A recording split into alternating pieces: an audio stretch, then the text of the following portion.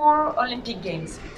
I am extremely pleased to have organized this because we are here on the Molos in Limassol, and this is the end of a program that we have held for the whole year, focused on sports events, and of course tonight it's the final with the screening of the opening ceremony of the Olympic Games, which will take place in Paris along the Seine River, on 6 kilometers along the Seine River. So I hope it will be a wonderful show tonight. The former mayor and the new mayor elected recently, they were very fond of the project, and we have a very strong partner here in Limassol, the Alliance Française.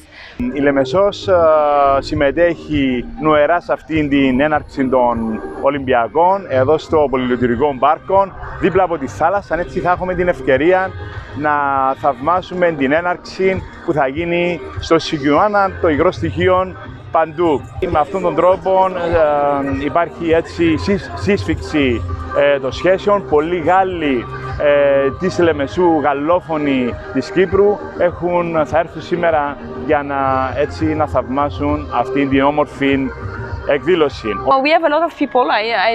I didn't count them, but a few hundreds, I think. The impact, but I hope that many more other events like this one, popular, open air, outdoors, accessible to everybody, will be reproduced in the future here in Cyprus.